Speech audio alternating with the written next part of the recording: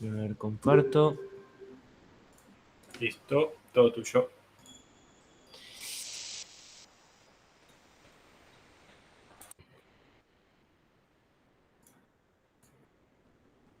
Bueno,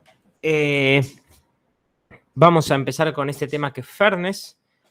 Vamos a tener que definir unas cuantas cosas antes de llegar a una de las definiciones de fairness. Pero bueno, la cuestión es que nosotros cuando entrenamos modelos de Machine Learning, lo que hacemos se ve algo como de esta forma, ¿no? Está, a ver si puedo sacar el puntero. Por un lado, el estado del mundo, ¿no? Todo lo que es observable. Nosotros eso lo podemos medir, transformarlo en datos, podemos con aprendizaje transformarlo en un modelo y por medio del modelo que actúa y recibe un feedback, cambiamos el estado del mundo, ¿no? Nosotros en la clase nos vamos a concentrar, a ver, esperen que le pongo vista de presentador, así veo que sigue, porque si no no sé si estoy repitiendo lo que sigue después. Nosotros en la clase nos vamos a concentrar en esta parte, digamos, cómo hacer para entrenar un modelo justo y cómo medir si un modelo es justo también, digamos, relacionado un poco con los datos, digamos. No, hay cosas en las que no vamos a llegar a profundizar, pero vamos a ver la introducción a todo esto, especialmente en cómo medir si un modelo es justo. Otra visión de esto es como pone TensorFlow, esto es sacado de la página de TensorFlow. Nosotros recolectamos datos, ahí hay lo que acá llaman sesgo, pero ahora vamos a definir mejor sesgo. Les ponemos un label, los entrenamos, los modelos son deployados, los users ven el efecto y los usuarios cambian la data que finalmente de vuelta usamos para entrenar, ¿no?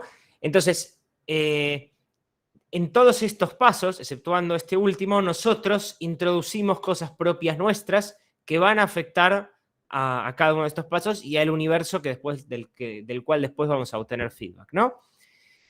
La primera definición de la clase que vamos a hacer es atributo protegido.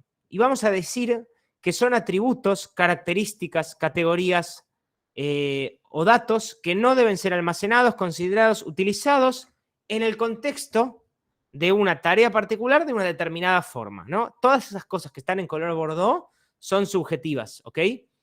Entonces, todas esas cosas van a depender de lo que estemos haciendo y digamos, de cuál sea nuestra ética finalmente. Entonces, vamos a poner algunos ejemplos. Por ejemplo, la Ley de Protección de los Datos Personales en Argentina dice que los datos sensibles son origen racial, étnico, opiniones políticas, convicciones religiosas, filosóficas, morales, afiliación sindical e información referente a la salud o a la vida sexual. Y dice que ninguna persona puede ser obligada a proporcionar datos sensibles y que los datos sensibles solo pueden ser recolectados para medir cuestiones estadísticas, digamos, por las cosas autorizadas por la ley, ¿no? Entonces acá directamente la ley nacional nos está limitando sobre estos atributos protegidos a qué es lo que podemos o no podemos hacer. Bien, esto es algo que viene de afuera, digamos.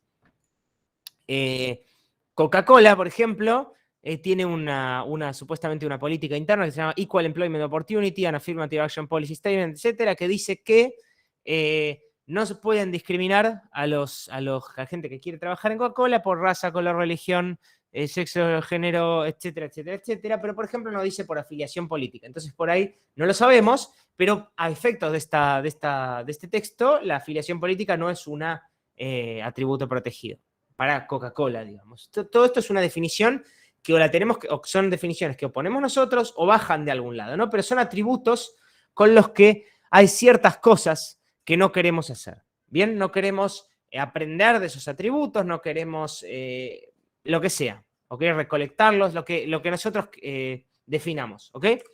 Entonces, una solución naive al problema de los modelos que son racistas o sexistas o lo que sea, puede ser simplemente sacar esas cosas del dataset. Por ejemplo, en este caso, este dataset es el dataset de Titanic, acá no tiene mucho sentido sacar al sexo, pero bueno, supongamos que nosotros queremos que el modelo no lo vea, nosotros podríamos sacar la columna y si seguimos digamos, la analogía de la señorita con los ojos vendados, diríamos, bueno, ahora que no está viendo el sexo, efectivamente no lo está usando y el modelo no va a tomar decisiones basadas en eso. Podría ser tan sencillo como eso. La cuestión es que hay algo que se llaman variables proxy. Hay algunas que son más obvias que otras. Este es un caso de las que son obvias. Después vamos a ver otro ejemplo. Pero este es una publicación del 2009 de un agente del MIT que bueno, se llama Gaydar, Facebook Friendship Exposed Sexual Orientation, que dice que básicamente es muy fácil predecir si un hombre es homosexual en Facebook de acuerdo a cuántos amigos o que sean hombres homosexuales tiene, de acuerdo a si lo ponen en Facebook o no, digamos. Por ahí él no lo puso en Facebook, pero tiene un montón de amigos. Recordemos que esto es 2009. Un montón de amigos homosexuales en Facebook, y entonces con eso es muy fácil predecir si es homosexual y no necesariamente tiene que ver que usaste ese dato, ¿no? Pero bueno, usás el de los amigos. Acá el proxy es bastante obvio, ¿ok? Ahora, hay otros proxies menos obvios. Por ejemplo, este lo saqué de uno de los libros que tomé como bibliografía para este tema. Supongamos que durante muchos años una empresa lo que hace es entrevistar a un montón de gente, recolectar el currículum, guardarlo en una base de datos, y una persona decide si esa gente entra o no a la empresa, ¿ok? Entonces, supongamos que durante muchos años estas personas que están de este lado fueran, no sé, machistas, racistas, lo que ustedes quieran. En este caso era machistas, ¿no? Entonces tenían algún sesgo en favor de los hombres para contratarlos, ¿bien? Entonces ahora lo que la gerencia quiere es decir, bueno, vamos a ser más justos con nuestro proceso, vamos a tratar de sistematizar esto para evitar que la selección de la gente quede en manos de la subjetividad de una persona, ¿no? Vamos a poner acá, de este lado, una red neuronal, ¿no? Entonces vamos a entrenar con los currículums de hace muchos años y de si la gente entró y no entró como label para decidir si la contratamos o no la contratamos, digamos. Entonces, de esta manera, y bueno, por supuesto, sacamos el sexo o el género de el currículum, digamos. Entonces, de esta manera, la red neuronal no ve de ninguna manera el género. Ahora, ¿qué pasa? Supongan la siguiente variable, que la toma el libro, por ejemplo. Supónganse que nosotros en el currículum, uno de los features que sacamos del currículum, porque esto es para una empresa de programación, es hace cuánto la persona programa, ¿no? O más fácil, ¿a qué edad empezó a programar? Ahí está, me gusta ese feature. ¿A qué edad, ese era, ¿a qué edad empezó a programar? Entonces habrá gente que empezó a programar a los 20, gente que empezó a programar a los 30, gente que empezó a programar a los 16, según su experiencia laboral, por supuesto, ¿no? Entonces acá se da, bueno, y ese es un feature bastante razonable para predecir qué tan bueno es un programador para ocupar un puesto, ¿no? Hace cuántos años empezó a programar es algo bastante razonable y de hecho es algo que se usa para, por ejemplo, es algo que se usa mucho sobre seniority, digamos. Bueno, tiene 5 años, es senior, qué sé yo, eso es medio humo, pero no importa. Es algo que se suele usar bastante y tiene sentido que sea un feature importante. Ahora, la cuestión es que, dejemos eso separado por un lado, en general, los hombres se introducen antes en la programación que las mujeres. No sabemos por qué, no importa. O sea, en realidad el libro dice que es porque, digamos, se fomenta a que los hombres programen de antes, qué sé yo, pero no nos importa en este caso. La cuestión es que la realidad estadística es que los hombres empiezan a programar antes que las mujeres, ¿no? Y eso se va a reflejar en los currículums. Bien, ahora, es injusto contratar a uno, o sea, uno podrá decir, bueno, pero si empezó a programar antes, entonces es mejor, eso no es culpa del modelo, digamos. Bueno, ahora supongan la siguiente cosa, ¿no? El modelo entrena y le asigna un feature importance a ese feature de 10, ¿no? Al feature de hace cuántos años, a qué edad empezó a programar. Entonces es importante en una cantidad de 10, ¿ok? Ahora, dado que el label estaba sucio y presentaba una tendencia sexista, digamos, ¿cómo sabemos cuánto de ese feature importance es realmente porque la edad a la que empezó a programar era importante y cuánto es porque con eso el modelo puede deducir de qué sexo es? ¿Ok? ¿Se entiende la cuestión? Esto es importante. Porque si ya no tiene más que ver con si nosotros nos vamos a querer ser justicieros o sea, ni siquiera estamos hablando de pensar en la injusticia de lo que estas personas vivieron antes o qué sé yo, de si se las introdujo antes y de si hay algo sistemático. No, no, no. estamos hablando de que el modelo, nada más que porque esa correlación existe y porque el label es machista, no es capaz de, deducir el sexo y a fin de cuentas no lo logramos sacar del currículum de esa forma. ¿Se entiende esto? No sé si tienen alguna duda, es algo importante.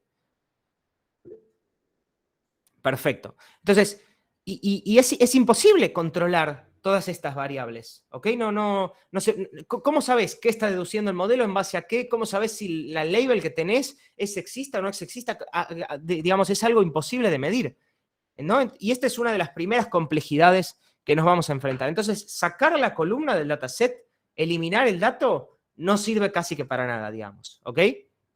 Bueno, obviamente es mejor que ponerlo, ¿no? No nos vamos a escandalizar si se usa ese feature a propósito, ¿no? No se sorprendan que en la industria esas cosas pasan. Bueno, la otra definición que vamos a introducir es la de sesgo estadístico, ¿ok? Y para esto vamos a usar algunos conceptos de prueba, que no importa que no tuvieran prueba porque se los voy a explicar, son muy, muy sencillos, ¿no?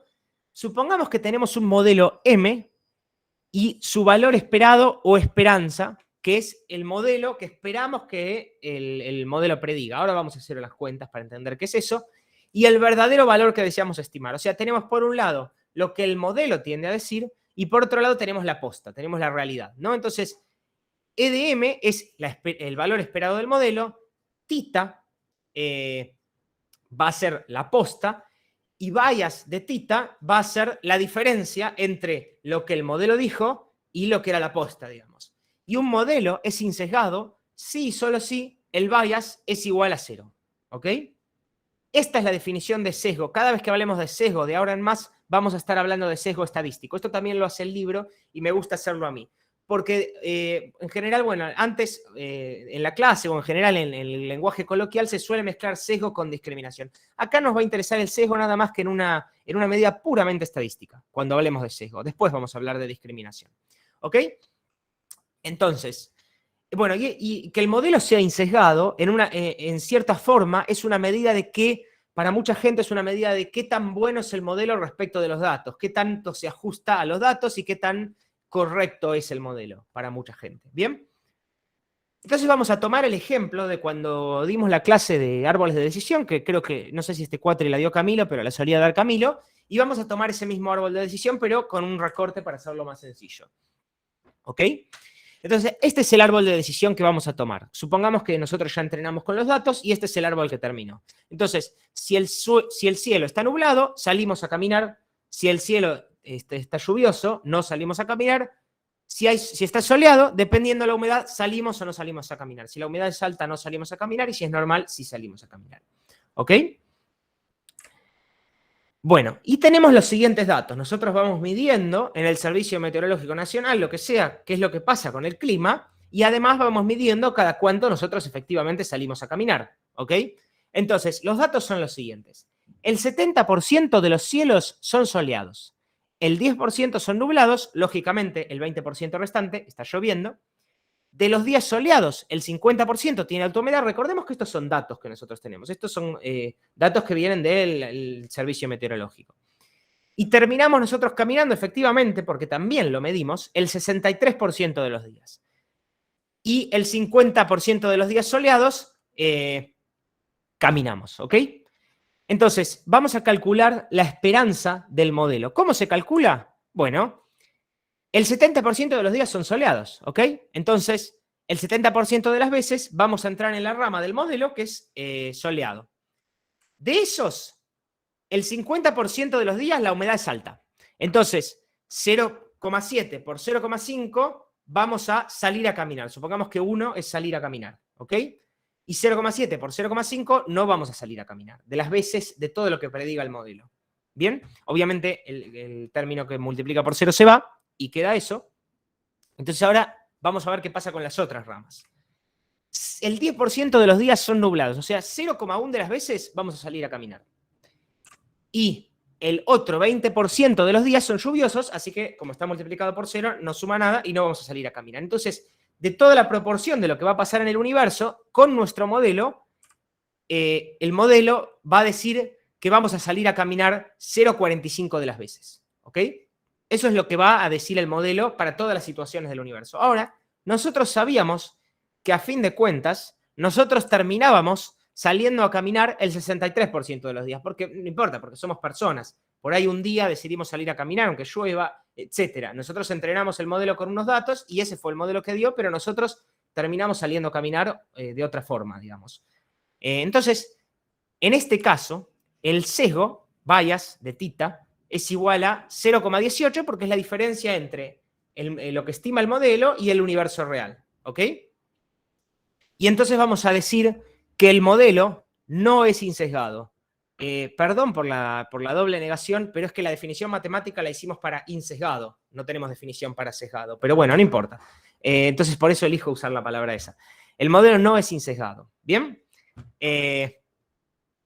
Bueno, vamos a ver otros ejemplos para entender esto.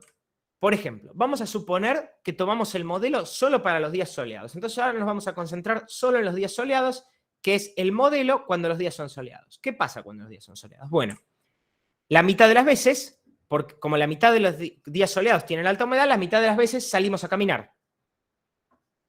Ahora, nosotros sabíamos que además de medir la realidad, la mitad de los días soleados terminábamos caminando. ¿Por qué sí? Porque medimos eso de cuando salimos a caminar y pasó eso. Entonces, en este caso, el mismo modelo, cuando vemos solo los casos de día soleado, es insesgado. Porque el sesgo es cero, me da lo mismo que la proporción que salía a caminar los días soleados. De casualidad, si quieren o no, pero, digamos, fíjense cómo un modelo puede estar sesgado o no sesgado de acuerdo a distintas como visiones, digamos, de acuerdo a distintos cortes. ¿Bien? ¿Hasta acá me siguen? No sé si tienen alguna duda. Igual vamos a ver otro ejemplo para poner más en ridículo esta métrica. Pero, bueno, nada. ¿Y qué significaría? ¿Y cómo hacemos para medir esto, no? Porque ¿qué significaría medir todas las posibilidades en una red neuronal, por ejemplo? En un árbol es fácil. Bueno, agarramos el modelo cuando es soleado. En la red neuronal es un poco más difícil medir eso, porque no sabemos, digamos. Vamos a tomar un último ejemplo y vamos a cambiar el modelo por tirar una moneda para decidir. Entonces, el modelo ahora es tirar una moneda al azar y decidir. ¿Bien? Entonces, el modelo nuevo, M', para los días soleados, obviamente me da que salgo a caminar la mitad de los días, que es la misma proporción de días que yo salía a caminar en los días soleados.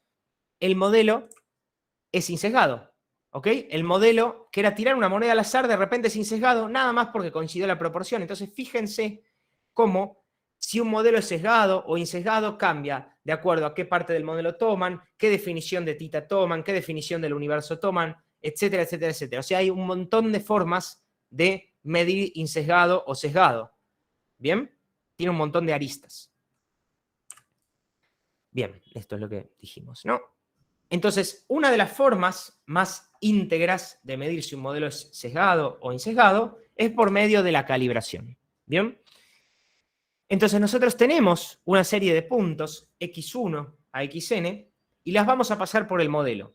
Y eso nos va a dar, por supuesto, unas predicciones I1 a IN, I sombrero 1 a I sombrero n. ¿Bien? Donde tengamos, por ejemplo, si es una predicción de probabilidad, que es lo que estamos viendo en este momento, vamos a tener las distintas predicciones con un rango que va de 0 a 1. ¿Bien?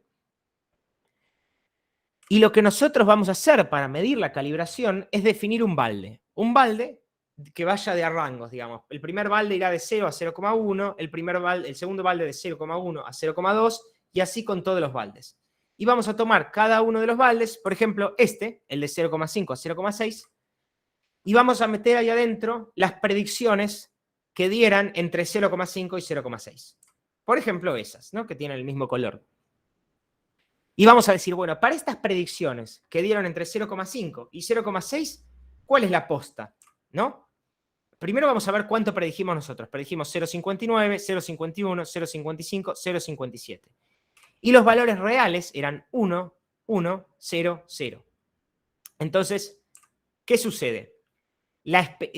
Lo que pasa es que la esperanza del modelo, el valor medio del modelo para todas las predicciones entre 0,5 y 0,6 me da 0,555. ¿Bien? ¿Qué es este promedio? Y tita, para ese mismo intervalo es 0,5. Entonces está bastante bien, digamos. Para todos los elementos que están entre 0,5 y 0,6, si hago un promedio de su probabilidad, me da muy cercano a lo que pasa para los valores reales de esos puntos. ¿Ok? Entonces decimos que, podemos decir que este baldecito está calibrado, porque las cosas que caen ahí, la mitad de las cosas que caen ahí son ciertas y la mitad de las cosas que caen ahí no son ciertas. ¿Bien? Y esto para todos los baldes. Si yo tengo el balde que representa 0,7 y a mí me gustaría que adentro de ese balde el 70% de las cosas que caen ahí sean de label 1, ¿ok? Porque justamente la probabilidad es 0,7. Eso es si la probabilidad anda bien. ¿Bien? Bueno, y en este caso está bastante insesgado, digamos. Ahora, bien, está bien, digamos. Si las labels reales resultaran ser estas, y bueno, estas probabilidades, este grupo de probabilidades no está tan cerca de la realidad, porque el verdadero valor para todos estos puntos en promedio es 0,75. Bien, entonces, como resultado de esto, nosotros podemos obtener lo que se llama una curva de calibración, donde acá cada puntito es un balde, ¿no? Nosotros queremos que el modelo perfecto, el modelo que está calibrado, se va a ver así, digamos. La probabilidad que predice se condice con la probabilidad real de esos puntos que cayeron en esos rangos de probabilidades. ¿Bien? Pero en general, la mayoría de los modelos, no siendo que nosotros a propósito calibremos esos modelos, nos va a dar algo así, digamos, en donde en general los cortes arriba de 0,5 van a tender a tener muchos más puntos de 1, o sea, enseguida va a crecer la proporción de 1, como pasa con esta curva roja. Y cuando sea menor a 0,5, enseguida va a caer la proporción de 1. Pero bueno, pueden pasar distintas cosas. ¿Bien? No sé si tienen alguna duda, si me siguen hasta acá.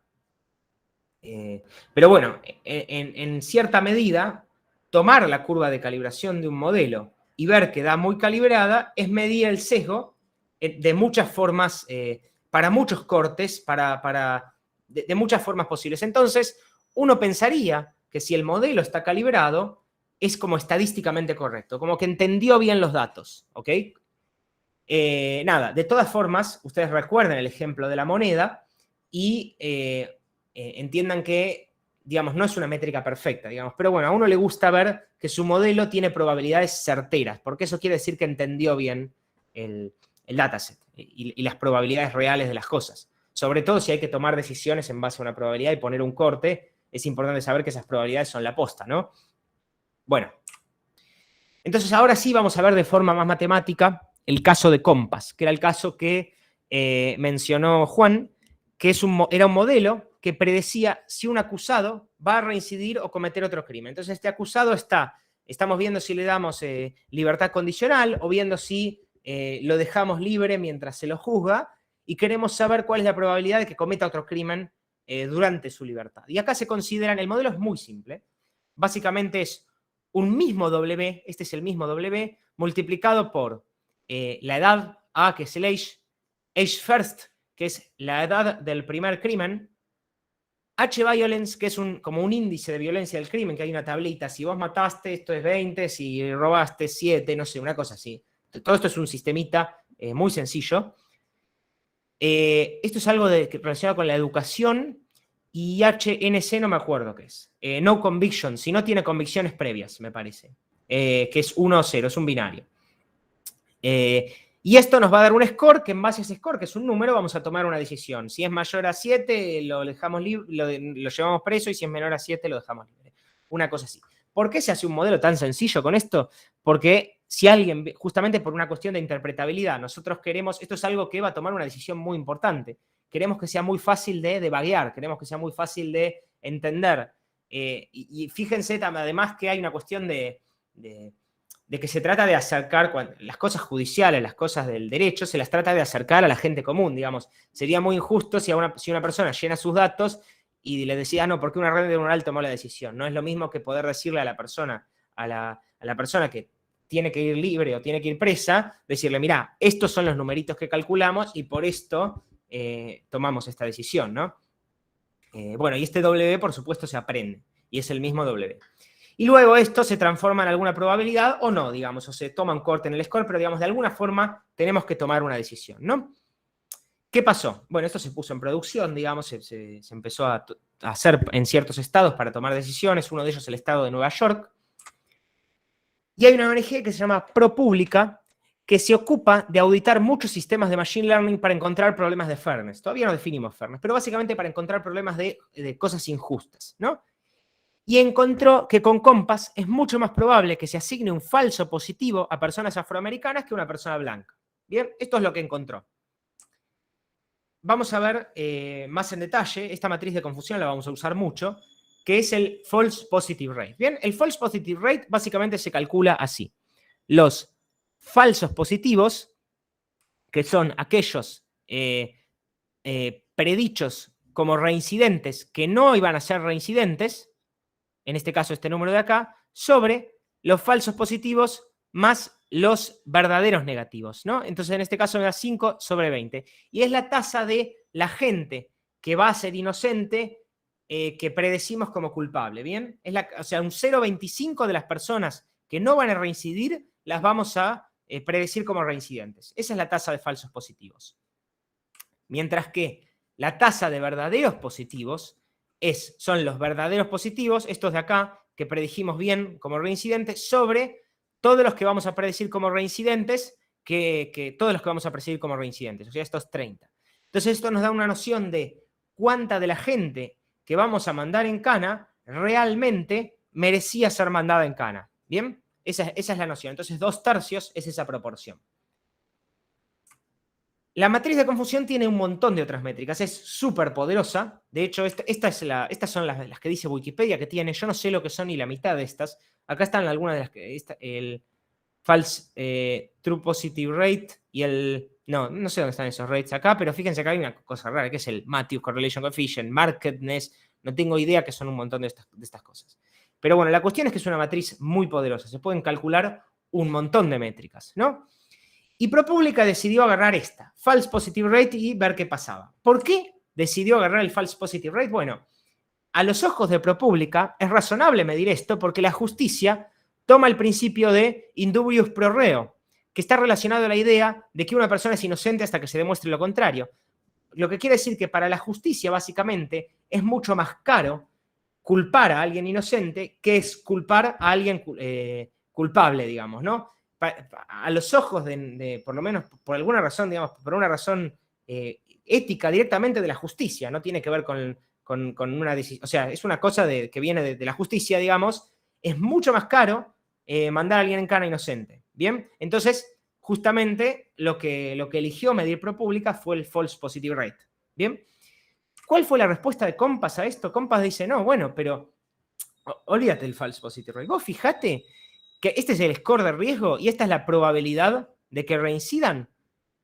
Las curvas de calibración son casi iguales, digamos, y literalmente dicen que los scores significan casi lo mismo sin importar la raza de la persona culpada, digamos. Entonces, por ejemplo, en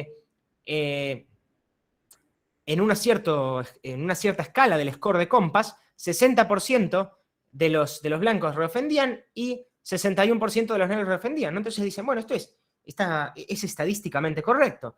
Bien, entonces, yo no sé por qué da más falsos positivos, pero este modelo está calibrado, digamos. Esto es correcto según los datos. Y claro, ¿qué era lo que pasaba? Es correcto según los datos este modelo.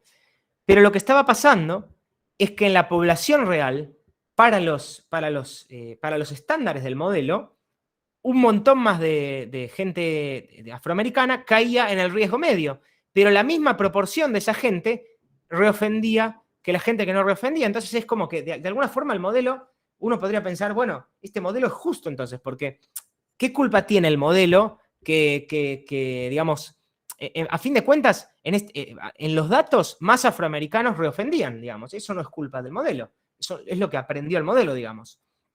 Entonces, este fue uno de los primeros casos que abrió un montón de discusiones y un montón de teoremas que ahora vamos a ver más adelante, que nos ayudan a, bueno, que son como fundacionales en la cuestión de fairness, ¿no? Este problema particular. Entonces, ¿por qué dos grupos pueden ser distintos? Porque, digamos, ¿qué es lo que está pasando? Yo agarro el dataset, me fijo blancos, negros, y los negros reofenden un montón más, ¿no? ¿Por qué pueden llegar a ser distintos? Bueno, hay 3 razones. Bien, una de ellas es un sesgo en la medición. Bien, por ejemplo, medir contrataciones en lugar de medir si la persona es buena o no, porque nosotros no tenemos forma de medir si la persona es buena o no en el trabajo. En lugar de eso, medimos si la contrataron o no la contrataron. Bien, prejuicio histórico, clásico ejemplo, el techo de cristal o cualquier otro, o un ciclo de pobreza, digamos, cualquier cosa relacionada a, bueno, como sos negro, entonces no te dejo acceder a esta escuela, no te dejo acceder a este préstamo, no te dejo acceder a X cosa, y entonces por eso terminas peor y terminas cayendo en la delincuencia, digamos. Esa es la segunda razón. Y la tercera razón para que 2 grupos sean distintos es que realmente haya una diferencia intrínseca. Por ejemplo, entre el sexo y el daltonismo.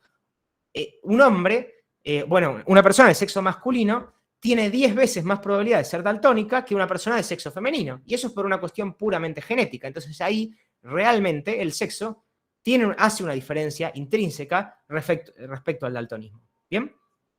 Ahora, ¿cómo se mapean estas cosas a compas? ¿No? En el caso del sesgo en la medición, bueno, podría ser que por el hecho de medir arrestos, porque nosotros lo que medimos es si lo arrestaron cuando lo dejamos libre. No medimos si cometió un crimen cuando lo dejamos libre. Nosotros no podemos medir eso porque no somos Dios. Entonces no nos queda otra que medir si lo arrestaron o no lo arrestaron. ¿Bien? En el caso del prejuicio histórico, bueno, pueden ser ciclos de crimen, desempleo, pobreza, que afectan a los afroamericanos en Estados Unidos. Bien, lo que no puede ser por una cuestión axiomática, y acá es donde, digamos, donde nuestra ética entra como por la ventana y nos introduce un axioma que nosotros vamos a tomar casi de forma, lo vamos a tomar lógicamente como un axioma. Lo que no puede ser es que una persona negra esté predispuesta por su raza a cometer un crimen, porque esto sería racismo. Entonces, automáticamente descartamos axiomáticamente la razón 3, y eso nos deja con las razones 1 y 2, y eso nos va a suponer un problema, ¿ok? Porque, digamos, ¿qué es lo que entonces está pasando con estos datos?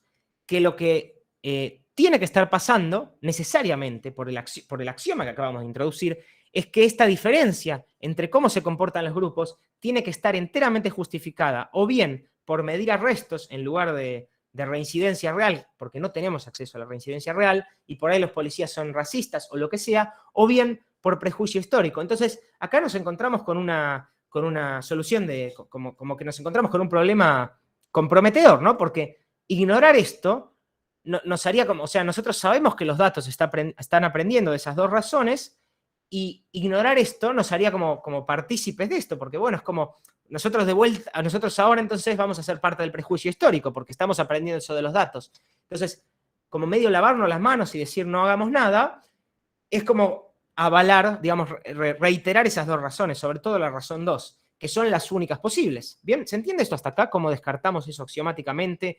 ¿Cómo nos metimos nosotros mismos? O sea, la ética misma nos mete en un embrollo, pero tampoco podemos ser racistas, digamos, ¿no? Sí, sería muy cómodo entrenar el modelo y decir es porque los negros cometen más delitos, pero no podemos, porque ahí está nuestra ética. ¿Se entiende? ¿Hasta acá? Estoy hablando por ahí muy rápido, pero es algo... Bien, bueno. Entonces ahora vamos a definir fairness y vamos a ver qué hacemos con esto, finalmente. ¿Bien? Fairness es una disciplina estadística / matemática que nos da las herramientas para que nuestros sistemas reflejen nuestros valores. No nos va a decir cuáles son nuestros valores, ¿bien? Nosotros vamos a tener una serie de valores, vamos a decir que son axiomas, y en base a eso, fairness nos va a ayudar a actuar. Fairness no nos va a decir qué es lo que está bien, qué es lo que está mal, ni es el scope de esta parte de la clase, por lo menos. ¿Bien? Entonces nosotros vamos a tener eso fijo y vamos a querer actuar en función de eso. Y la primera área de fairness es lo que se llama group fairness. Group fairness es esto como que hizo ProPublica. ¿Qué quiere decir? Agarrar una de estas métricas, o cualquier métrica, el accuracy, el false positive rate, el Matthews correlation coefficient, lo que sea, y ver cómo da distinta respecto de un grupo o de otro. ¿Bien? Entonces, uno de lo que querría, la noción de justicia que nosotros tendríamos sería, bueno, que el modelo esté calibrado y que todas estas métricas y cualquier métrica posible dé lo mismo para cualquiera de los grupos, ¿no? Eso sería lo que a uno le encantaría, porque sería completamente justo, digamos. Tendrían el mismo true positive rate, false positive rate, misma calibración, mismo lo que sea, ¿ok? Ese es el ideal de justicia, ¿bien? Entonces, lo que va a pasar, acá me olvidé, no sé, un segundo, bien, bien. Entonces, lo que nosotros querríamos es, dado estos datos, entrenar un modelo que logre igualar todas estas métricas, ¿bien? Y que igual esté calibrado. Y hay un problemita con eso, ¿bien? A partir de este problema de Compass, hay un paper, y muchos sucesivos, el primero es de Alexandra Shoudelshova, que nos va a decir lo siguiente. Si un dataset presenta una distribución distinta para cada grupo, si tomamos dos métricas cualesquiera de estas, cuales sean, nos va a ser imposible igualarla para ambos grupos. ¿Ok? Esto es cualquier sistema, ¿no? Un sistema humano, un sistema informático, un sistema, una red neuronal, un árbol de decisión, lo que sea. Es imposible que un sistema que aprende de datos que están desbalanceados y que mide en datos que están desbalanceados pueda igualar dos métricas cualesquiera. ¿Bien? Esto básicamente, ¿qué nos dice? ¿Qué demuestran todos estos teoremas de imposibilidad? Que en un mundo injusto, porque es injusto, porque descartamos la razón 3, hacer un sistema justo es imposible. Y esto aplica, como dijimos, para cualquier sistema. Y esto es muy fuerte y a mí me gusta porque es como reír o llorar, digamos, porque nada, es horrible, pero es gracioso a la vez que matemáticamente se dé eso, digamos. Y esto nos va a representar, o sea, no es que no podemos hacer nada, digamos, vamos a poder hacer cosas, vamos a tener ciertas opciones que ahora vamos a ver, algunas muy sofisticadas, que van a ver que no son tan catastróficas, pero básicamente esto está en el núcleo de un montón de discusiones, porque ahora, digamos, ustedes ven que en la radio, en la política, en donde sea se discute, bueno, si para una beca ponen cuotas de género, si después hacen el cupo trans, que lo que sea, digamos, que si hacen esto, que si hacen lo otro, que discriminación positiva, que si, etcétera, etcétera, etcétera. Y no, y esto a mí me parece, y esto a mí no me parece, esto me parece justo, esto me parece injusto. Cualquier sistema va a ser injusto, en el sentido de que nunca va a poder igualar todo para todos. Y que, digamos, de forma agregada, debería ser igual todo para todos porque descartamos la razón 3. ¿Ok? O sea, no estoy diciendo, esto no dice necesariamente, y esto es importante, que digamos que todas las personas son iguales, pero que si tomamos el corte en base a una cosa que no debería diferenciarlas, sí la métrica agregada debería ser igual. Bien, por eso descartamos la razón 3. Bueno, y entonces, ¿qué podemos hacer con Compass realmente? Bueno, para el sesgo en la medición, en lugar de que medimos arrestos en lugar de reincidencia, lo que se puede hacer es mejorar la métrica. En el caso de Compass, probablemente no se pueda mejorar la métrica, ¿no? Bueno, para el caso del prejuicio histórico, y que también ataca al sesgo en la medición, una de las soluciones, una de las más comunes, es la acción positiva, la discriminación positiva. Creo que no les tengo que explicar por qué la discriminación... Dejemos de lado el caso de Compass. Creo que no les tengo que explicar por qué la discriminación de Compass, la discriminación positiva, deja un gusto amargo, digamos. Incluso si estás a favor, si estás en contra, el hecho de que alguien pase por un proceso, por ejemplo, para ir a un trabajo, y que haya una cierta cantidad de cupos para las mujeres, supongamos, o sea, aún siendo que fuera justo y aún siendo que fuera para esto, igual, digamos, es como un parche que a nadie le gusta, digamos. Es una solución digamos, de disgusto, pero, o sea, que por ahí es mejor que la alternativa, ¿no? Pero no importa, digamos, es algo como amargo, digamos, tener que hacer esto, a fin de cuentas, tener que ver ese dato que al principio de la clase lo queríamos sacar y ahora lo estamos agregando de vuelta, ¿ok? No es el sistema más, no es lo que queríamos nosotros como sistema más justo. Además, imagínense ustedes lo polémico que sería hacer discriminación positiva en el caso de Compass, digamos. Sí, llená este formulario y agregamos a todos esos componentes tu raza y en base a eso es horrible, digamos, porque no es lo mismo hacerlo para un cupo en una beca universitaria o para un trabajo o para lo que sea, que definir la libertad o encarcelación de alguien, digamos. Es como algo mucho más fuerte. Incluso la ética misma del sentido común de la mayoría de las personas nos diría que en este caso no lo apliquemos, que no podemos aplicarlo en este caso. ¿Bien? Bueno, ahora vamos a estar corriendo unos notebooks y vamos a ver qué podemos hacer con el dataset de Compass.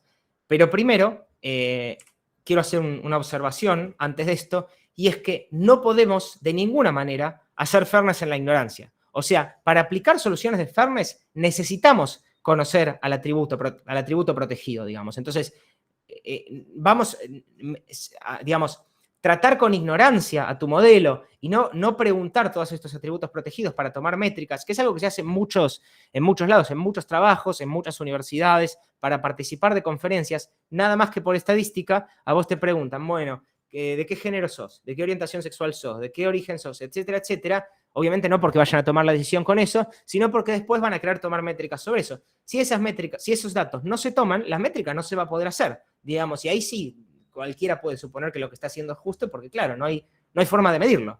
¿Bien?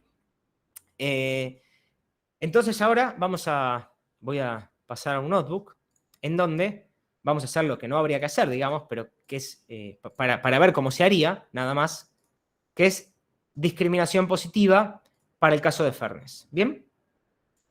Y de paso vamos a ver cómo se comportan estas métricas y cómo podemos replicar lo que le pasó a la gente de Compass. Bueno, voy a instalar esta librería, que es una porquería, ya lo dije el cuatri pasado, pero era lo que había y no lo mejoré todavía. Y básicamente tiene una función, fetch compass, que me trae el dataset de Compass. Nada más que por eso la usamos. No sé si encontré de dónde bajarlo. Ah, no, había otra cosa para la que usamos, me parece. Bueno, no importa. Cuestión, este es el dataset de Compass. Tiene juvenile felony count, juvenile misdemeanor count, juvenile other count, priors count, charge degree. No es igual a las variables que teníamos, no sé por qué, pero no importa, nosotros vamos a aprender con esto. Charge description, bueno, esto es que esta persona tenía cocaína, estaba jugando al GTA San Andreas, porque robó un auto, pareciera, creo que es eso, Grand Theft, ¿no es eso? O robar, no sé qué es Grand Theft, nunca entendí qué es el Grand Theft Auto, bueno, no importa. Arrest case, no charge, oxicodona, etc. La categoría de edad, la edad y el sexo, ¿no? Entonces, vamos a hacer por lo que a nosotros nos interesa, que es el atributo race. Vamos a tomar nada más que las más comunes, porque si no nos va a molestar para hacer el análisis. Y acá tenemos entonces el value counts para cada una de estas que decidimos que agarramos como las más comunes. Tenemos 3.000 afroamericanos, 2.100 caucásicos, ahí está, hispanos 500, otros 343. Bien, y vamos a hacer lo que hacemos siempre con todo modelo. Vamos a hacer un train test split de los datos. Vamos a entrenar solo con la edad, juvenile felony count, juvenile misdemeanor count, juvenile other count, priors count. Todo eso no sabemos qué es, no importa, vamos a entrenar un modelo. Y vamos a entrenar una logistic regression, el modelo más sencillito que podemos agarrar de clasificación. Bien, fiteamos, termina de fitear. Vamos a hacer un classification report. Ahí está. Tenemos, survive es una categoría rara, pero survive es que lo liberaron y no cometió crimen, sobrevivió. Bueno, esto es que reincidió y tenemos, bueno, esta precision, este recall, este one score. Estas precision son muy parecidas. Yo no lo expliqué, pero en Wikipedia, si ven Compass, el modelo de Compass tenía una precisión muy parecida, pero que era mayor a los jueces que tomaban decisiones, a la decisión humana. Era mayor a la decisión humana usar Compass y por eso se lo puso en producción, lógicamente. Si no, no lo pones en producción. Bueno, entonces ahora vamos a medir con Group Fairness en más profundidad este modelo que acabamos de entrenar. Para eso vamos a usar esta librería, que sí está buena, que se llama Fairlearn. Tiene algunas abstracciones polémicas, pero no importa, vamos a medir con esto. Entonces, tiene un metric frame, que básicamente le vamos a pasar las probabilidades que predijo y algunas métricas, y con eso vamos a medir cómo cambian las métricas según cada grupo, ¿no? Entonces, bueno, acá armamos un data frame que sea la raza, la predicción de forma binaria, la predicción en forma de probabilidad y el label posta de lo que pasó, digamos. Y vamos a definir un metric frame en donde le decimos que la métrica es accuracy, le decimos que la posta es la label, que la predicción es spreads y que el sensitive feature, el atributo protegido, es la raza. ¿Bien? Y primero le podemos preguntar cuál es la accuracy overall, digamos, que era lo que vimos antes. Bueno, en realidad nosotros vimos la precisión overall, pero para clasificación binaria eso es lo mismo. ¿Ok? ¿Hasta acá me siguen? Confío en vos, Elian. Excelente, excelente, me encanta. Bueno, y entonces acá lo que podemos hacer es tomar la métrica por grupo. Y vemos que La accuracy nos da un montón más alta para los hispanos, para other nos da 0,7, 0,67 para los afroamericanos, para los caucásicos 0,65. Nos da bastante parecido, excepto para los hispanos, que parece que es muy fácil predecir. Vos me pones enfrente a un hispano y yo te digo si va a reincidir o no. No sé por qué, pero bueno. Hay otra cosa que me olvidé de mencionar. Bueno, la vamos a hablar ahora. Me quedó una diapo que la tendría que haber dicho antes de esto. Pero bueno. Y este es lo mismo, pero en un bar plot, digamos. Bueno, y hay un difference between groups que no sé cómo se calcula, pero básicamente a más alto, peor es la diferencia entre grupos y a más bajo, menor es la diferencia entre grupos. No lo averigüe. Pero lo tiene incluido, digamos, así que dije, usémoslo. Podemos hacer la curva de calibración y vamos a ver, lo vamos a hacer. La verde es la curva ideal, la calibración perfecta. Nosotros vamos a hacerlo solo para los caucásicos y solo para los afroamericanos, como lo hizo ProPublica. Y vemos que pasa lo mismo que le pasó a Compass. La calibración está buenísima, es perfecta. Estas pequeñas diferencias casi que no son imperceptibles, digamos. En general los modelos lo que hacen es algo... se ve mi mouse. Hacen algo del estilo... Una cosa así, digamos, como si fuera una sigmoide. Hacen algo horrible. Así que este modelo está muy bueno, está muy calibrado. Bueno, vamos a ver qué pasa con el false positive rate y con el false negative rate. ¿No? Vamos a medir primero el false positive rate, que es lo que me dio ProPublica, y vamos a ver cómo los afroamericanos nos da el doble de false positive rate que los caucásicos, y bastante más que los hispanos, y bastante más que, de vuelta, con los hispanos estamos seguros, por alguna razón, y bastante más que other. ¿Bien? Acá podemos ver el bar plot de lo mismo, y vamos a ver qué pasa. Bueno, este es el difference between group, un número anecdótico. Vamos a ver qué pasa con el false negative rate, ¿no? Entonces, medimos y fíjense que este modelo, que es lo mismo que le pasaba a Compass, comete el error inverso. Encima, tiene muchos menos falsos negativos para la mitad casi de falsos negativos para los afroamericanos que para los caucásicos. O sea, no solo tenés el doble de chance de ir en cana siendo inocente, siendo que no vas a reincidir, sino que tenés la mitad de chance de que siendo que vas a reincidir, no te manden en cana. Eso. Así que la injusticia está como por los dos lados. Bueno, y acá tenemos el false negative rate. Y de vuelta, nosotros querríamos que estos dos, false positive rate y false negative rate, sean iguales. Pero ya sabemos que por show del Jova y por los sucesivos teoremas, no podemos. Es imposible. Bien, entonces vamos a hacer en este momento discriminación positiva, que dijimos que era una de las opciones para cambiar los scores. Entonces, vamos a definir, o sea, el score que nosotros teníamos es una probabilidad que salió de una sigmoide. Si nosotros le restamos 0,5, dejamos esa probabilidad en el mismo lugar, o sea, ahí les muestro. Supónganse que el score es 0,5. Si yo le resto 0,5 y la paso por la sigmoide de vuelta, me vuelve a dar 0,5. ¿Bien? Porque la sigmoide en 0 es 0,5. Así que con eso lo llevamos, con eso hacemos que el score no cambie.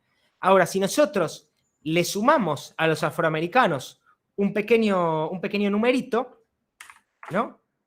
Bueno, al revés, le restamos un pequeño numerito, vamos a hacer que tengan menos probabilidad de ser culpables. Básicamente estamos agarrando de qué raza son y diciendo, según eso, te voy a culpar menos o te voy a culpar más. Algo que es horroroso. Pero no importa, lo vamos a hacer para ver cómo cambian las métricas respecto a esto. ¿Bien? Y esta función, que es horrible, es una optimización bastante fea, va a buscar estos tests para cada raza de forma tal que los false positive rates sean iguales en todos los grupos. ¿Bien? Entonces vamos a hacer esa búsqueda. No sé, esto tardaba un ratín, no mucho. Es algo que lo busca medio al azar, es bastante feo. Un descenso por el gradiente mentiroso. Lo codí a mano, pero bueno. Básicamente nos va a dar para, a ver cómo era esto, para los afroamericanos nos va a dar que le resta 0,09. Para los caucásicos, obviamente lo dejan 0 porque nosotros equilibramos todos los caucásicos. Para los hispanos les suma, o sea, los culpamos más a los hispanos. Y para otros les suma, pero muy poquito, casi que nada. ¿Bien? Entonces ahora con esto vamos a cambiar todos los scores. Y vamos a ver qué pasa con la accuracy. Fíjense que la accuracy bajó. No bajó mucho, pero bajó. Y esto tiene que ver algo con esa diapo que no les puedo mostrar, que tiene que ver con que hacer fairness de cualquier forma sobre un modelo, o sea, cualquier forma que sea invasiva, que no sea medirlo, va a afectar a las métricas de negocio, digamos, nos va a hacer perder plata, nos va a hacer perder accuracy. ¿Por qué? Y porque antes el modelo podía hacer lo que quiera para mejorar la accuracy y ahora le metimos una restricción encima. Entonces el modelo va a ser menor o igual su score a lo que era antes, digamos. Eso va a pasar siempre que, digamos, seamos invasivos en términos de fairness con el modelo, digamos, que intervengamos el modelo. Que podemos decidir no hacerlo, pero por lo menos midámoslo. Entonces, bueno, ahora la accuracy sigue siendo distinto, pero esto no era lo que queríamos igualar, ¿no? Bueno, esta era la métrica anterior, 0,67, y la accuracy empeoró para los afroamericanos porque, claro, decidimos hacerlos más inocentes, y bueno, la accuracy empeoró. Esta se mantuvo igual, esta también se mantuvo igual, y esta aumentó. Aumentamos la accuracy en el grupo de other, por alguna razón. Bueno, acá está la cosa. Vamos ahora a medir el false positive rate. El false positive rate, ahora fíjense que nos va a dar todo cercano al 0,13. Fíjense que ahora equilibramos lo que queríamos equilibrar. No perdimos tanta accuracy haciendo esto, pero bueno, tuvimos que hacer discriminación positiva. Y esta es la métrica anterior, ¿no? En donde, bueno, este está más cerca del 0,13, este está más cerca del 0,13, y este, bueno, bajó un montón más. Bien, y acá está más equilibrado. Y vamos a ver qué pasó con el false negative rate. Esto es muy interesante. Y fíjense que el false negative rate se equilibró más todavía, ¿ok? Y esto es un poco contradictorio a lo que yo les expliqué de la impossibility of fairness, porque dijimos que es imposible que igualemos las métricas, pero nada nos impide mejorar dos a la vez, ¿ok? Entonces acá hicimos el mecanismo más sencillo que había de discriminación, de corrección de estas cosas, que es la discriminación positiva, y logramos mejorar ambas desigualdades, perdiendo algo de accuracy, lógicamente, y decidiendo si vas o no a la cárcel en base a tu raza. Un pequeño detalle, ¿no? Y no importa. Cuestión, fíjense cómo esto se comporta de forma un poco antiintuitiva, digamos, que haya una impossibility of fairness de igualar las métricas y de optimizar todo hacia una super igualdad, no significa que mejorar un poco la igualdad de alguna métrica no mejore la de las otras. No sabemos si acabamos de desequilibrar la métrica, o alguna otra métrica de todas esas que están en la matriz de confusión. Bien, pero bueno, esta que nos interesaba también mejoró. Bien, y esto es lo que hicimos hasta ahora. Y vamos a tener otras formas de intervención, una más avanzada. Ahora entonces vamos a continuar.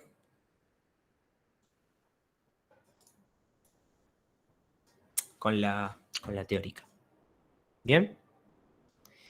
Bueno, esto que es lo que les mencioné de por qué bajó la accuracy, ¿no? Y esto es lógico. El objetivo de un modelo es minimizar un error. Si a ese modelo encima le agregamos una restricción, y bueno, el error va a aumentar o quedar igual. Lógicamente, en general va a aumentar, digamos. Quedar igual sería un caso raro. Pero bueno, ¿bien? Ahora voy a hacer un apartado que tiene que ver con esto de fairness, pero es para tener en cuenta que tiene que ver con el problema de la automatización, ¿no? Y esto está reflejado en un ejemplo que da un libro de gestión que se llama Peopleware, que me gusta mucho, en el capítulo 29. Básicamente describe cómo un empleado va al departamento de recursos humanos y presenta su renuncia, ¿no? Llena un formulario o un telegrama, etcétera, etcétera, y manda su renuncia. Va al correo y manda el telegrama. Al otro día se presenta con su jefe para decir que fue un error. Le agarró algo en la cabeza y dijo voy a renunciar, y se arrepintió. No quería renunciar, se calentó porque no deployaba el modelo o porque le daba segmentation fault, algún código, no sé, no se sabe, pero renunció por error, ¿no? ¿Podrá deshacer la renuncia esta persona?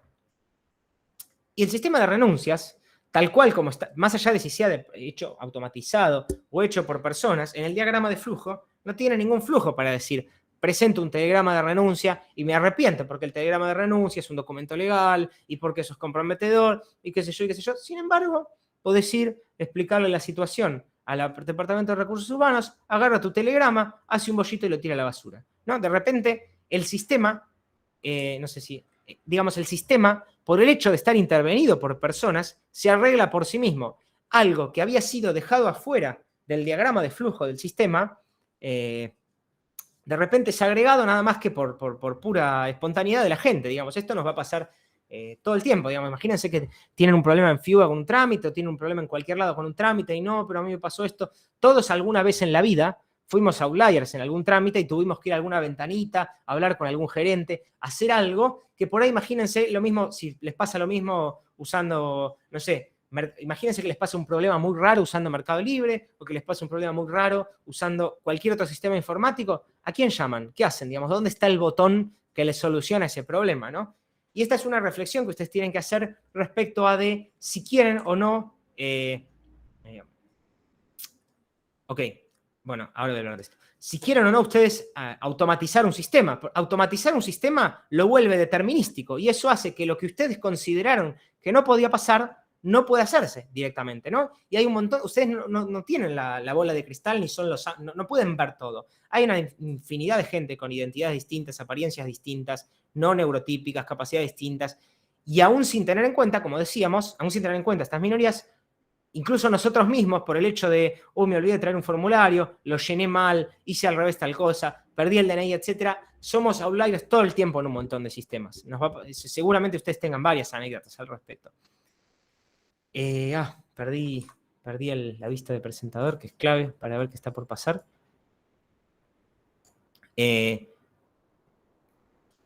Bien, entonces, y esto también nos afecta a cómo nosotros vamos a hacer fairness, porque si hay un montón de cosas y situaciones y tipos de gente y problemas que no podemos imaginar, también hay un montón de grupos que por ahí se van a ver afectados por nuestro modelo, en el sentido de group fairness, y no los vamos a medir porque sencillamente no se nos ocurrió tomar ese dato, no se nos ocurrió medir eso, porque no se nos ocurrió que podía pasar.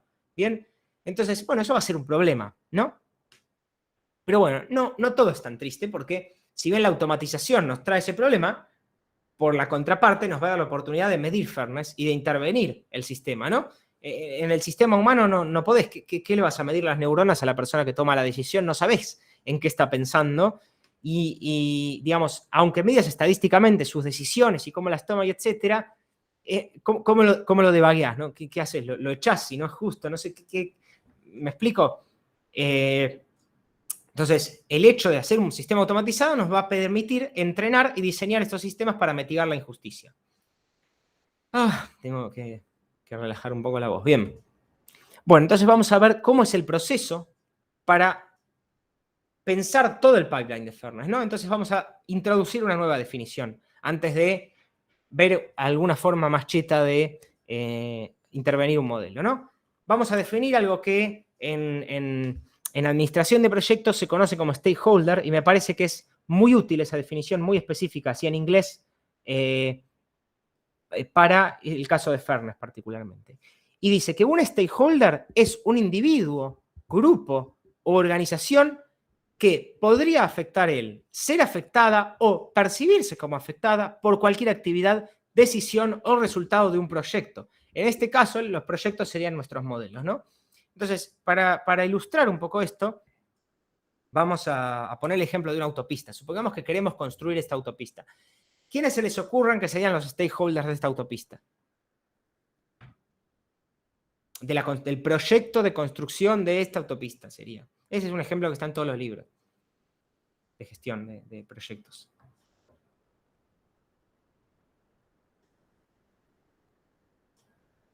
Los que viven ahí,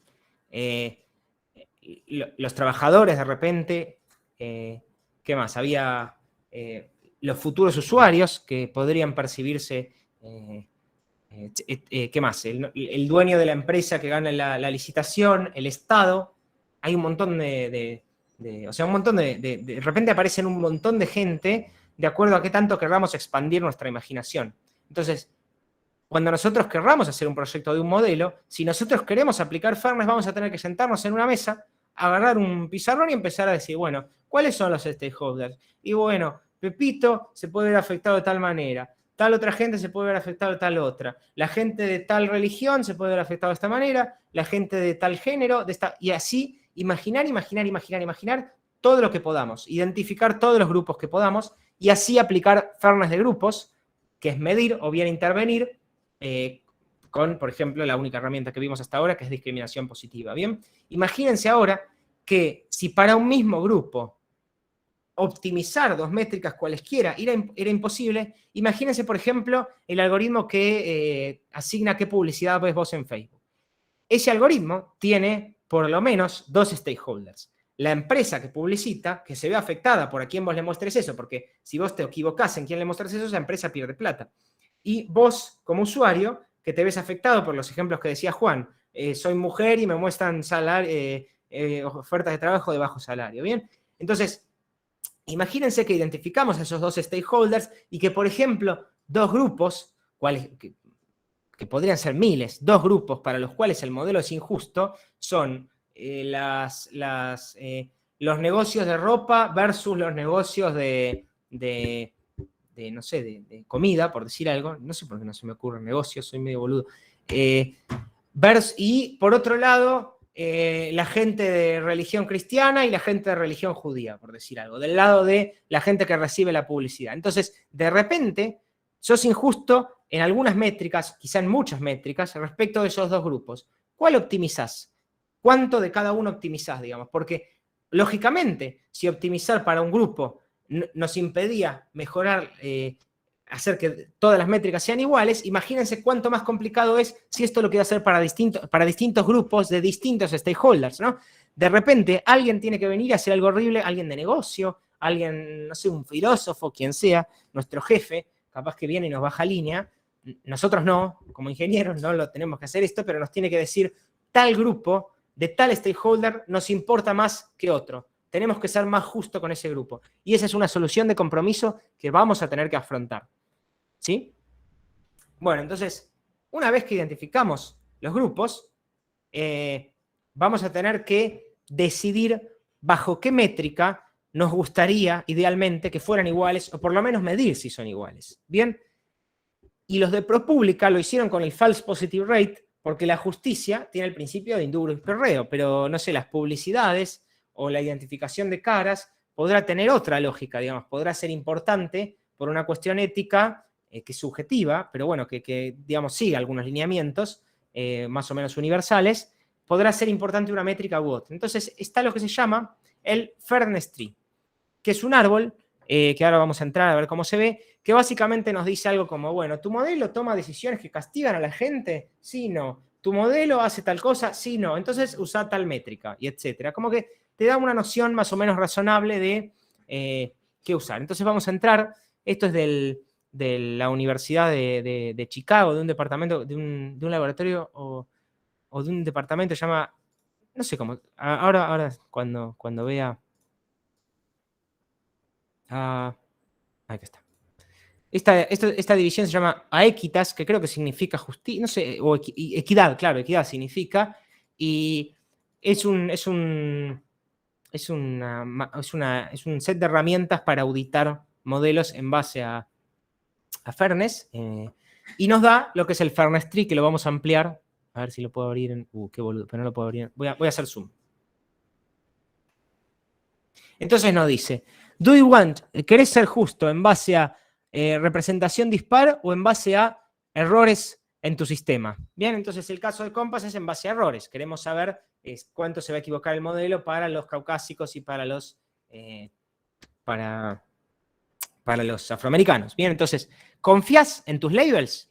Este es el caso de que la label esté mal medida porque me diste arrestos en lugar de reincidencia. Bueno, si no confías en tus labels, puedes hacer lo que se llama counterfactual fairness, que es de alguna forma corregir los labels. Bien, y esto lo puedes ir iterando, que no vamos a ver, pero bueno, es algo complicado.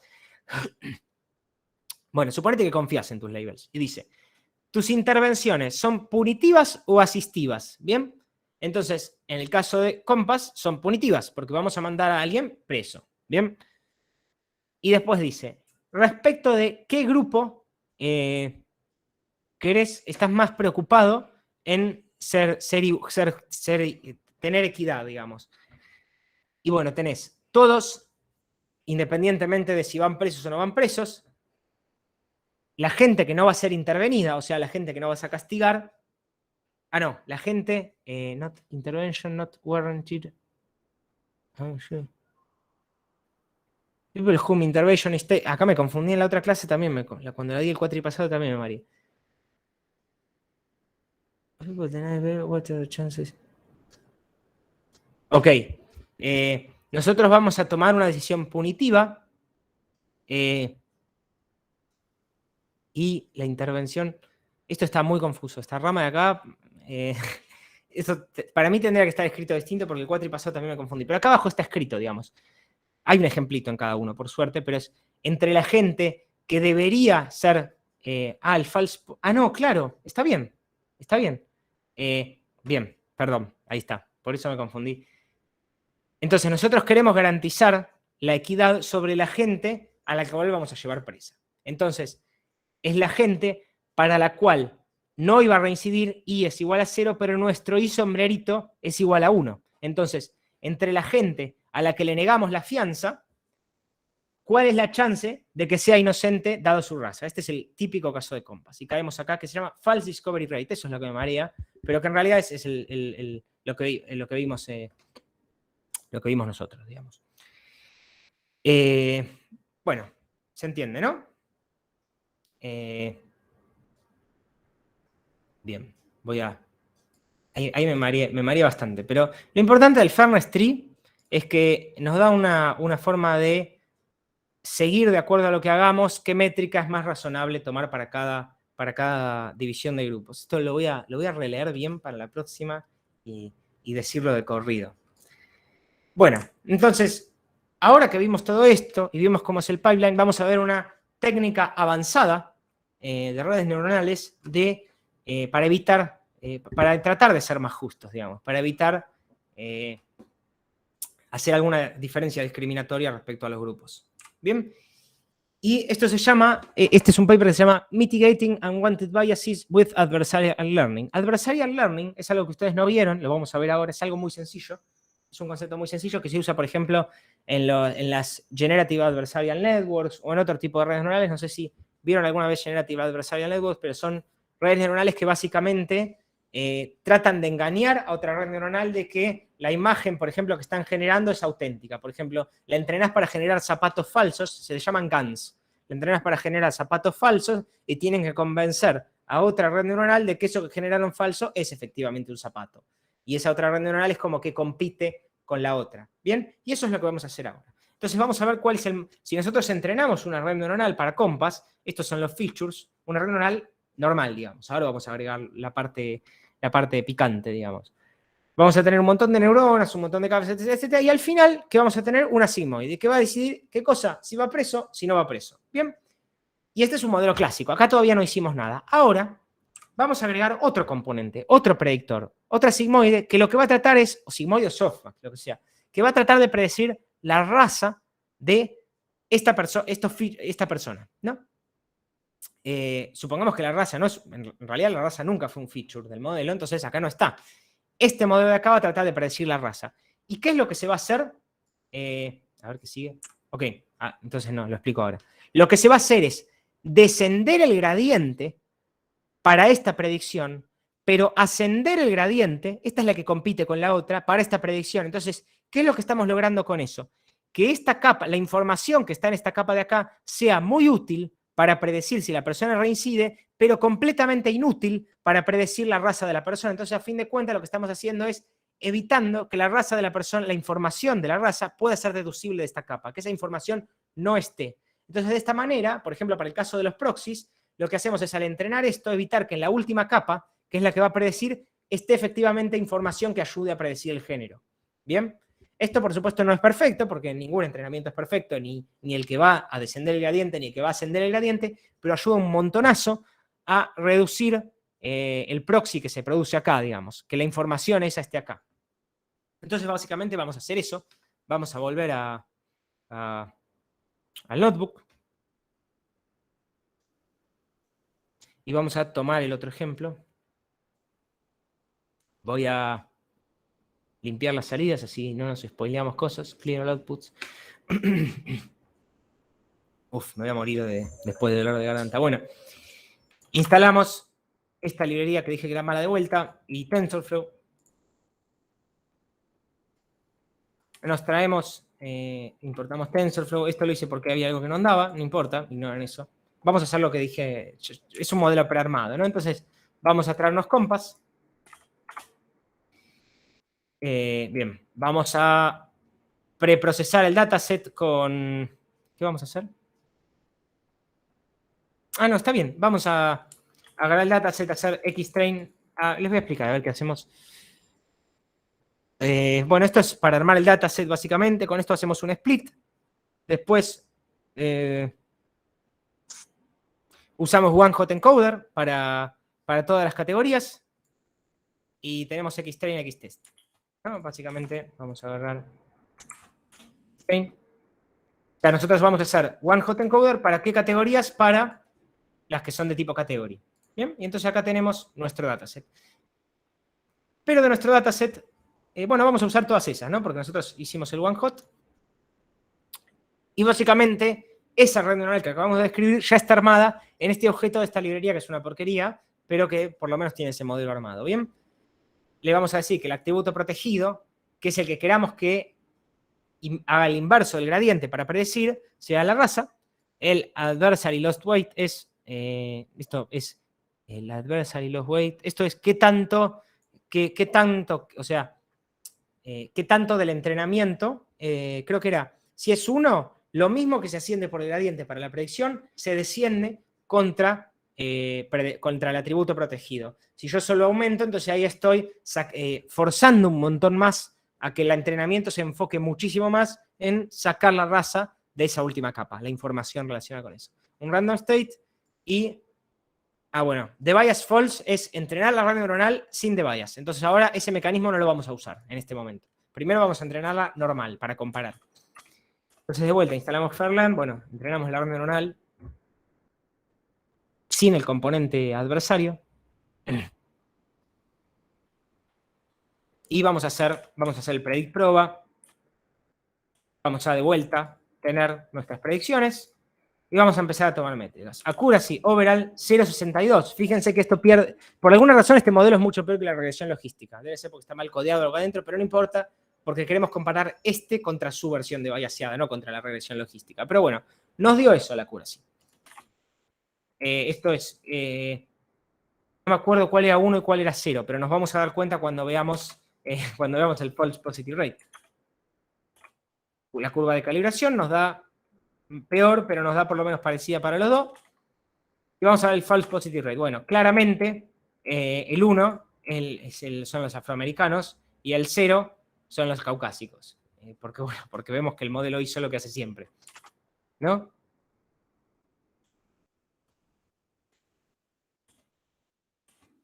Bueno, y tenemos el false negative rate. Bueno, acá está. El false negative rate, fíjense cómo se le da la mitad de los falsos negativos a los afroamericanos. Otra vez, todo lo mismo. Lo que acabamos de ver que pasa porque el dataset hace que entrene así. Bueno, y ahora vamos a aprender el de bias. Vamos a aprender este componente que va a ascender por el gradiente. Hacemos un fit.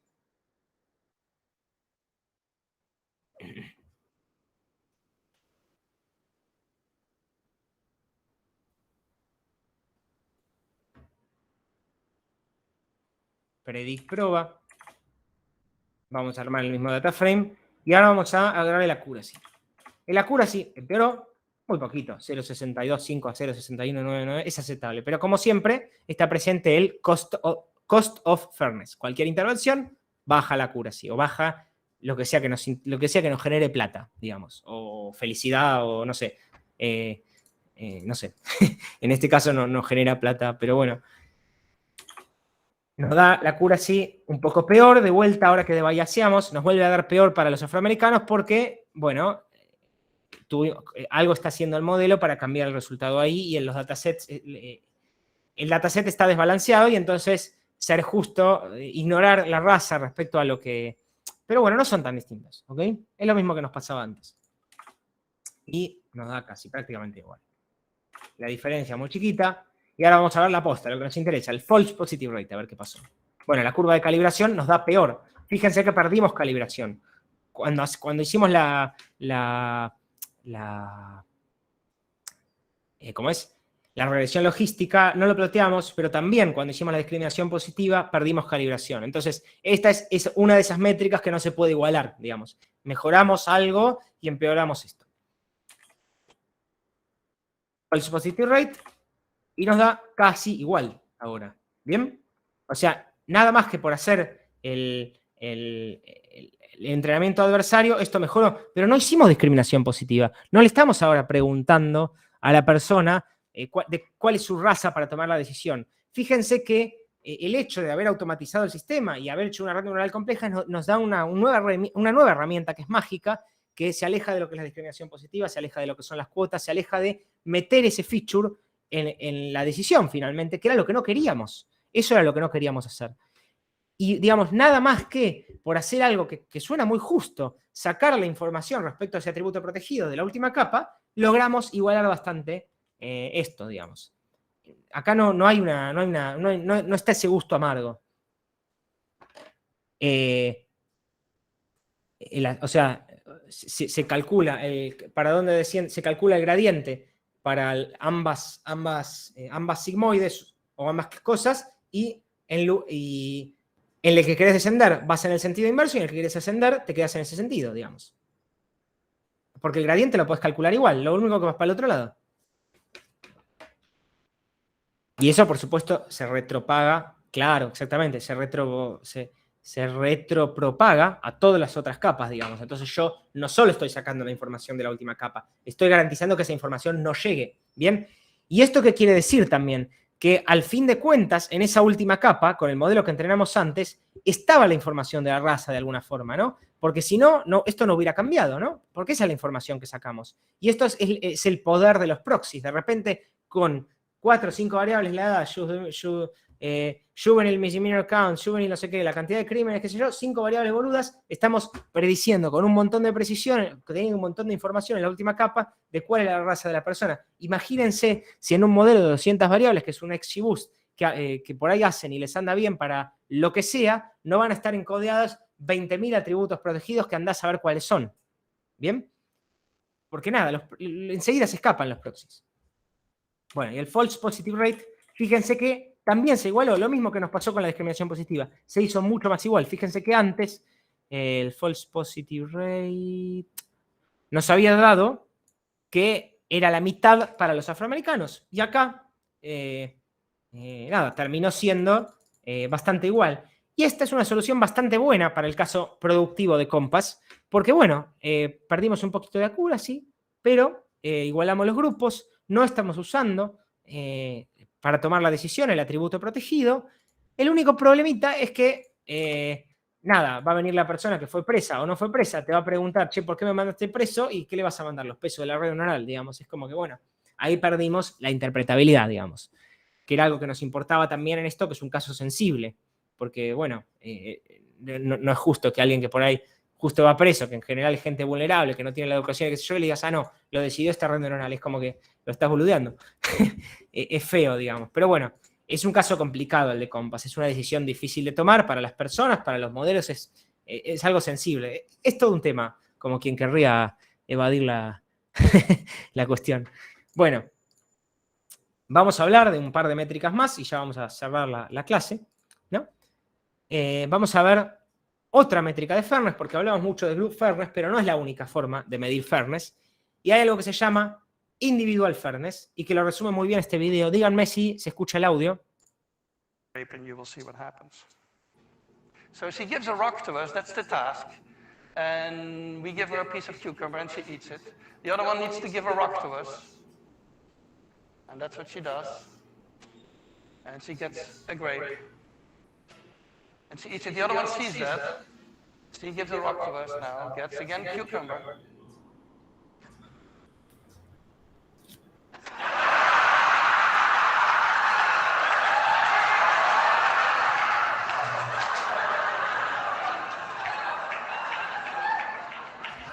Sí, mi vida. Y ahora lo hacen de vuelta, cosita. She tests the rock now La against the prueba. wall. She needs to give it to us. And she gets cucumber again.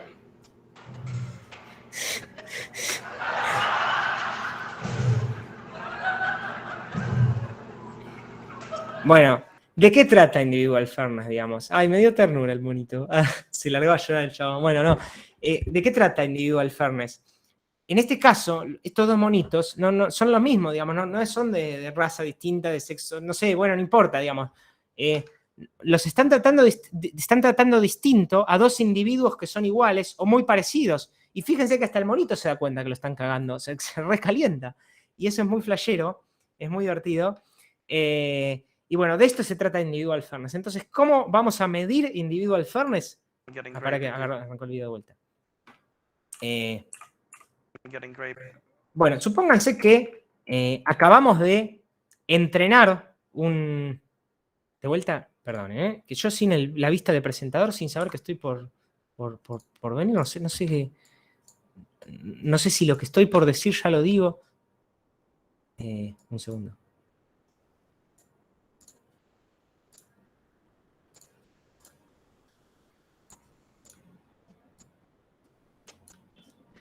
Bueno, supónganse que nosotros entrenamos un modelo que está perfectamente calibrado, anda bien, la Group Fairness le anda perfecto, es divino este modelo. Lo medimos de todas las formas posibles y nos da excelente. ¿Bien? Porque estamos en un mundo súper justo. O sea, imaginen esto, el dataset es súper balanceado porque el universo es súper justo y todo está bien. Entonces, queremos usar esto para decidir si la gente obtiene o no obtiene un préstamo. Entonces, por un lado, el modelo nos va a devolver la probabilidad de obtener un préstamo. Supónganse que es una regresión logística en función del score crediticio. Supónganse que es la única variable que se usa. No sé si saben lo que es el score crediticio. Acá hay algunas consultoras que hacen eso, pero en Estados Unidos es muy importante y es un numerito que dice básicamente qué tan confiable sos para los bancos y que tiene que ver con cosas que haces desde los 15 años básicamente y con tus padres y con un montón de cosas que por ahí no están tan buenas y como que te condenan a un montón de... Porque los yanquis piden préstamos para un montón de cosas. Entonces es como una cosa que ellos tratan de mejorar siempre. No sé por qué acá, no sé por qué se dan esas cosas allá y acá no, pero bueno, no importa. La cuestión es que en función del score crediticio vas a tener una probabilidad de obtener un préstamo, ¿no? Y supónganse que el banco Pepito dice, a partir de esta probabilidad, le doy el préstamo y contra el otro lado de esta probabilidad no le doy el préstamo, ¿no? Entonces, de esta forma, porque claro, calcula la probabilidad de que pierda la plata, como esto está calibrado, y dice, bueno, si yo tengo tanta probabilidad de perder la plata, con la ganancia que yo hago del préstamo, no me conviene, porque qué sé yo, etc. Entonces calcula la esperanza de eso y se pongo el corte acá si yo quiero hacer plata. Bien. ¿Qué es lo que pasa con esto? Acá hay una persona que tiene un score crediticio un poquitito más chiquito que la persona que está al lado, ¿no? Sin embargo, es la realidad para esta persona. A esta persona le dieron el pepino, digamos, la cagaron, no le dan el préstamo y al que está al lado de él, que es casi el mismo monito, le dieron el préstamo. Entonces, ¿cómo puede ser que esto esté pasando? Y esto pasa en un modelo que está calibrado, que tiene todas las métricas de Group Fairness bien, exclusivamente porque, bueno, no... Puede pasar por otras razones, pero es porque pusimos un corte en un lugar y tomamos la decisión en base a eso, y eso es injusto para las personas que son parecidas, digamos. ¿Cómo se calcula el individual fairness? Básicamente lo primero que tenemos que hacer es definir una distancia entre dos individuos, digamos. La distancia puede estar en función de los features, en función de su género, en función de la raza, en función de cosas que no son features, que están afuera, en función de lo que nosotros queramos.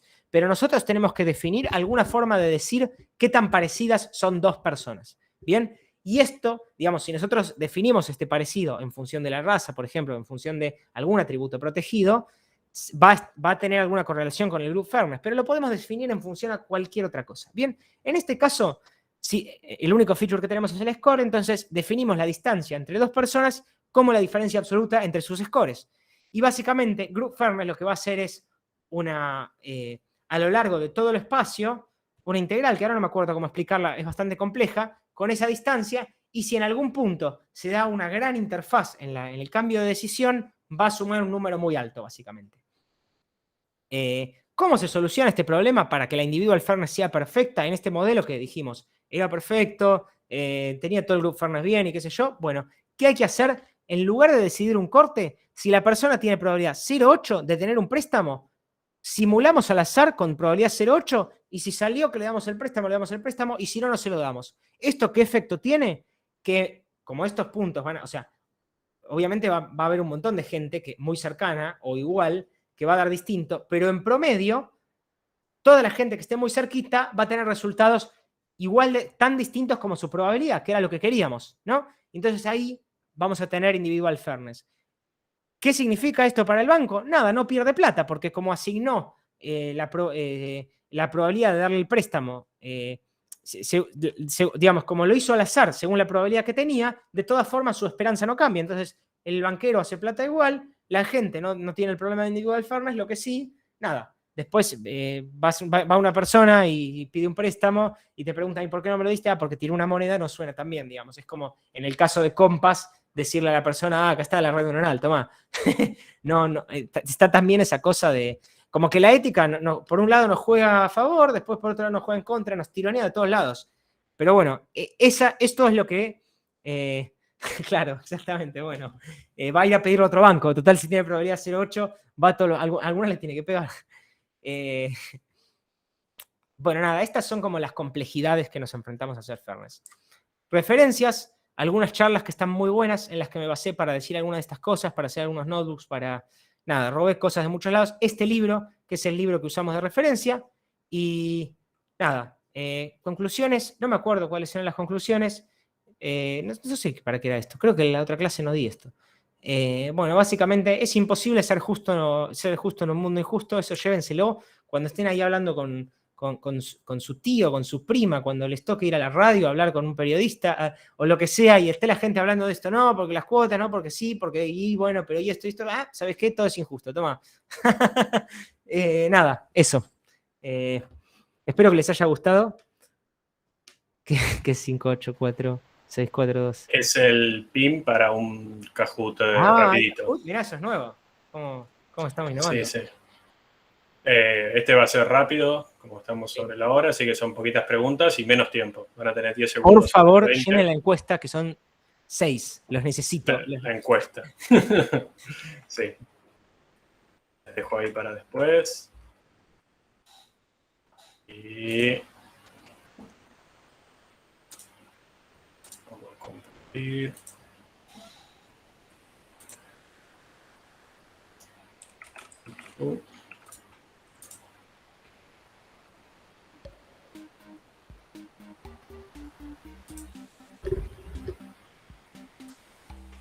Bien, aunque se sumen un par más, arrancamos porque sé que son poquitos. Vamos sin miedo, que es para ver si aprendieron. Acuérdense, esto se toma. Bien. 5 segundos y arranco. 5, 4, 3, 2, 1. Vamos. Bueno, ética NIA. ¿Verdadero o falso? Lime puede funcionar sobre cualquier modelo sin importar su complejidad. Uf, qué rápido que es. Pero bueno. Sí, creo que 10 segundos es muy poco. Qué complicado van a estar las otras. No, es porque ellos contestaron rápido. Porque terminaron antes, mirá. por eso, porque son poquitos. Es verdad. Excelente. Bueno.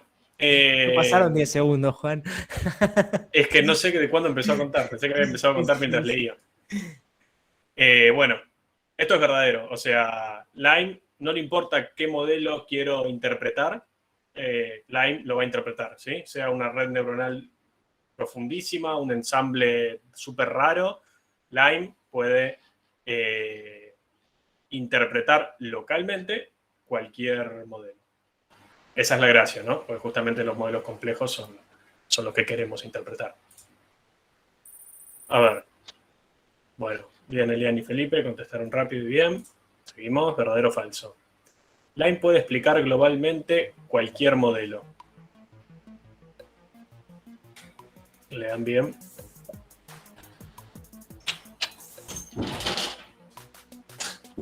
Ahora están pensando más, ¿eh? Excelente. Acá la trampita estaba en globalmente. Lime no explica globalmente, porque sería, ya nos quedamos con Lime directamente, sino que local, en una instancia y su alrededor funciona, ¿sí? No anda sobre todo el universo de datos que querramos. Bien, y Felipe se mantienen. Además subieron. Quiz. Lime explica al modelo a través de métricas justas, causalidad, modelos interpretables, ensambles. Excelente. Todos le pegaron, nada que explicar. Continuamos. Muy bien, todos. Seguimos. ¿Verdadero o falso? Fairness busca que los sistemas reflejen objetivamente qué está bien o mal.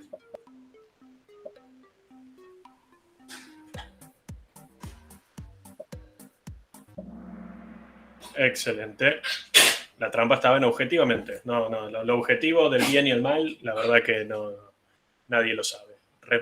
Fairness reflejan nuestros valores sobre qué está bien y qué está mal. Eso buscamos que hagan. Bien, bastante estable el ranking. Seguimos. Podemos aplicar Fairness sin conocer los grupos para los que queremos aplicarlo. ¿Verdadero o falso?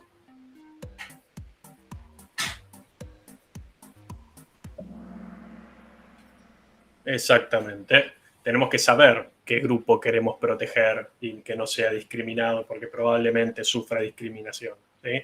Porque lo vimos en nuestros datos, porque lo vimos en nuestro modelo, porque lo sabemos de la realidad, etc.